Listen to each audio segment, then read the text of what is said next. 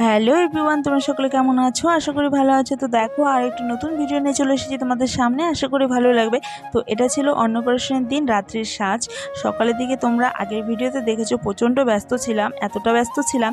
তো সকাল থেকে নিয়ম কাজ সেরে বিকালের দিকে একটু রেস্ট করে সন্ধ্যার দিকে এই যে এটাই সেজেছিলাম। তো আজকে আর নিজে সাজিনি, সাজিয়ে দিয়েছে ননদ, খুব সুন্দর সাজিয়েছে, তার জন্য তাকে অসংখ্য ধন্যবাদ। প্রথমে বলেছিলাম আমাকে শাড়িটা পরিয়ে দিতে, তারপর ও নিজে থেকেই বললো যে ঠিক আছে বৌদি দাও, একটু হালকা টাচ করে দিই। তো মেকআপটা আর কি, তো মেকআপ বলতে আইল্যাশেস আর আইশ্যাডো আর ব্লাশার দিয়ে লিপস্টিক দিয়ে কোনো মতে সেজে শাড়িটাকে সুন্দর করে পরিয়ে দিয়েছিল। আর ক্লিপ দিয়ে চুলটাকে শুধু আমি পেঁচিয়ে একটা ক্লিপ দিয়ে দিয়েছিলাম। এটাই ছিল আমার অন্নপ্রাশনের রাত্রের লুক। আর দেখো এদিকে তো অন্নপ্রাশনে এসে এদিকে ডিজে বাজছিল, এদিকে মেয়েরা নাচছিল, অনেক বাচ্চা ছিল। আর দেখি এদিকে অনেক লোক চলে এসেছে। আমি একটু লেট করে ফেলেছি কারণ সাজগুজ করতে করতে না প্রচণ্ড লেট হয়ে গেছে। আর এই যে দেখো এখানে অন্নপ্রাশনের মানে বেলুন দিয়ে সাজানো হয়েছে। আর এদিকে এসে দেখি সবাই চলে এসেছে। আর এটা ছিল এক দিদি, আর এটা ছিল এক ভাসুরের বউ। আর এদিকে দিদি দুই ছেলে নিয়ে বসেছিল। আর এখানে বসে রয়েছে এক কাকু, জেঠুর নাতি আর জেঠুর মেয়ে। আর এদিকে আমার মা উঠতে পারছিল না, তাই মাসিতো ভাই আর কি ধরে ধরে উঠাচ্ছিল। আর এটা হচ্ছে আমার এক কিউটনেস কাকিমা, সত্যি খুব ভালো, খুবই সাপোর্ট করে আমাকে, অসাধারণ ব্যবহার।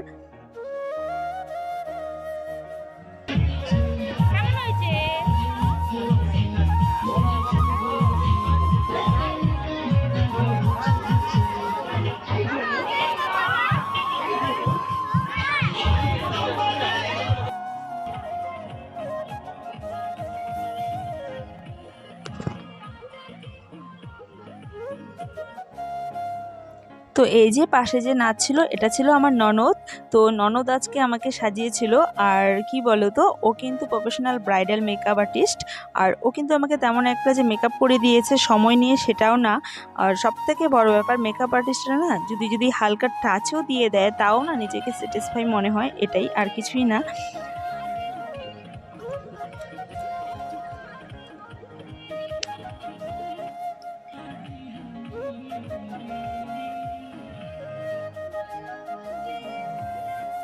তো সত্যিই খুব সুন্দর নাচছিলাম আর খুব ভালো লাগছিল, সবাই মিলে এনজয় করছিলাম।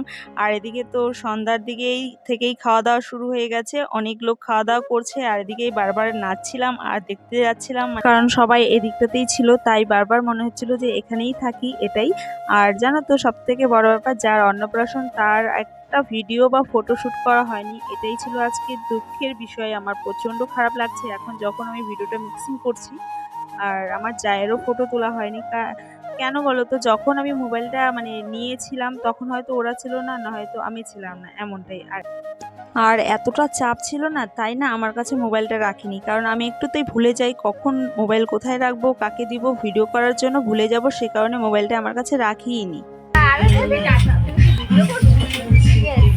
কালকে দেখবা ইউটিউবে চলে গেছে। Bye bye. সব বাড়ি ফাঁকা, সবাই চলে যাচ্ছে, টাটা পাকন। তো সবাই একে একে চলে গেল, বাড়ি প্রচণ্ড ফাঁকা ফাঁকা লাগছে। সত্যি একটা অনুষ্ঠানের পর না বাড়ি যখন ফাঁকা হয়ে যায় তখন সত্যি খুব খারাপ লাগে। আর এই যে দেখো আমি র্যাম্প শো করছি, তো এমনি হাঁটাহাঁটি করছি, ভিডিও করছি। আর আমার কাছে না খুব ভালো লেগেছে আজকে শাড়ি পরার স্টাইলটা, সে কারণে আর কি ভিডিও করে রাখছি।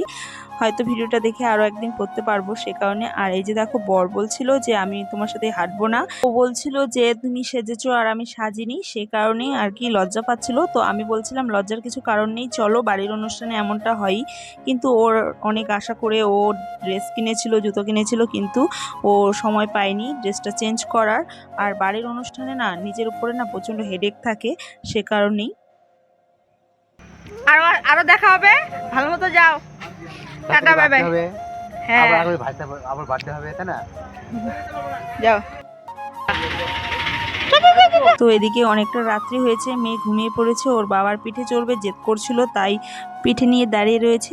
তো বন্ধুরা আজকের ভিডিও এটাই ছিল, কেমন হয়েছে অবশ্যই জানিও। সত্যি খুব আনন্দ ফুর্তি হয়েছে, আর লোকেরা সত্যি খুব সুন্দর তৃপ্তি মতো খেয়েছে, এটাই শান্তি শুনে। আর এই যে কয়েকটা ফটো তুলেছিলাম, কিন্তু বেশি ফটো শেয়ার করতে পারিনি। তো বন্ধুরা ভালো থেকো, বাই বাই, গুড নাইট।